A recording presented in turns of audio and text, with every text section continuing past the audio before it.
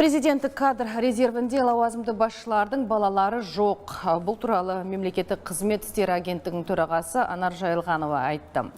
Оның сөзінше кадр резервіне өткен 50 жастың барлығы конкурс арқылы да мемлекеттік қызметші атана алар еді. Сондықтан олардың біліктілігіне күмән келтірмейміз деп мәлімдеді. Бірақ биыл мемлекеттік қызметшілер қатары 10%, келесі жылы 15% қысқартылатынын ескерсек, резервтегілер жұмыссыз қалмаймы деген сұрақ туындайды. Алайда агенттік басшысы президенттік резервтегілерге мұның еш қатысы жоқ. Өйткені олар үздіктер деді. Бірақ іріктелген білікті мамандар мемлекет ұсынған жұмыстан бас тартып та жатады. Мәселен, 2019 жылғы резервке іліккен жастардың 63% ғана жұмысқа орналасқан. Олар 5 жыл отырады ғой, әлі де 3 жыл уақыт бар, мен ойлаймын. Біз олармен жұмыс істеп жатырмыз сонда да. Сол уақыттың ішінде олардың барлығы жұмыспен қамтамасыз етіледі, егер де олар барғысы келсе. Көп жағдайда өздері отказываются, барғым келмейді ол жерге. Өздерінің жұмыстары негізі жақсы олардың.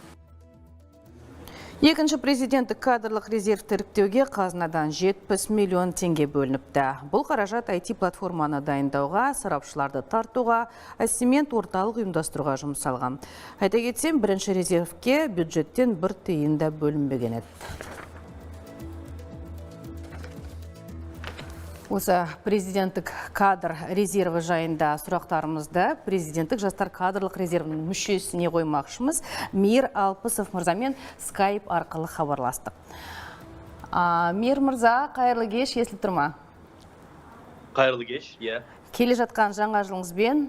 Мейір, дұрыс па, Мейір дұрыс па? Мейір болады атым. Мейір. Танысқаныма қуаныштымын, келе жатқан жаңа жылыңыз құтты болсын. Сонымен бүгін президенттік жастар кадр резервін іріктеу бойынша қорытынды шығарылды. Іріктеу қандай критерийлер бойынша жүзеге асты? Енді критерийлер өткен іріктеуден аса айырмашылықтар жоқ. Сол бұрынғы SHL тест, яғни сандық ақпаратты қабылдауға қабілеті және мәтіндік ақпаратты қабылдау қабілеті, түсіну қабілетін тексерген болатын. Одан кейін ары қарай эссе жазды, презентация болды деген сияқты.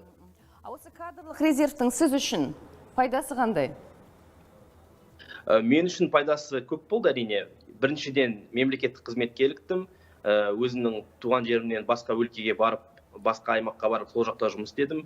Ел көрдім, жер көрдім дегендей. Бірақ ең маңыздысы, ең бастысы еліміздің түкпір-түкпірінен жиналған, өзім сияқты ойымыз бір жерден шығатын жастармен танысқан болатынмын. Осы ең басты жетістік деп ойлаймын. Осы болашақта президенттік кадрлар резервінің іріктеуіне қатысуға кеңес берер медіңіз?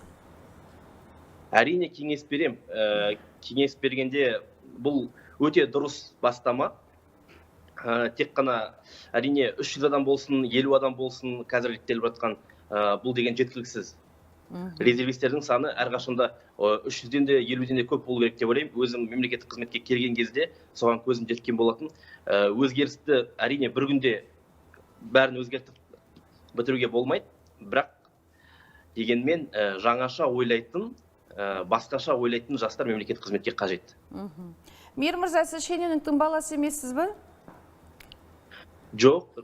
Әкем зейнеткер.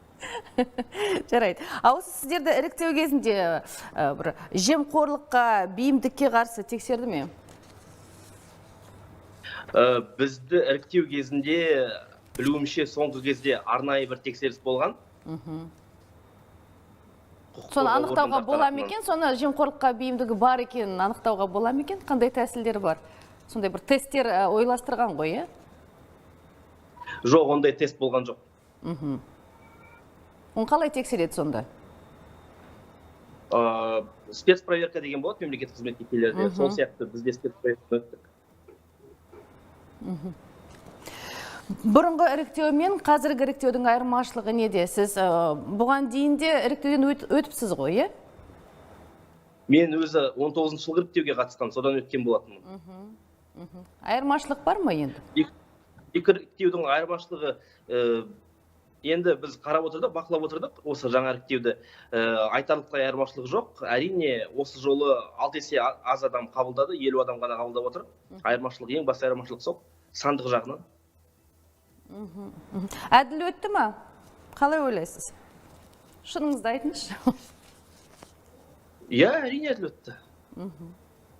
Енді сол резервтегі жастар қашан үкіметке келеді? Ол енді осы жерде жаңа айтқандай өзгеріс бір күнде болмайды.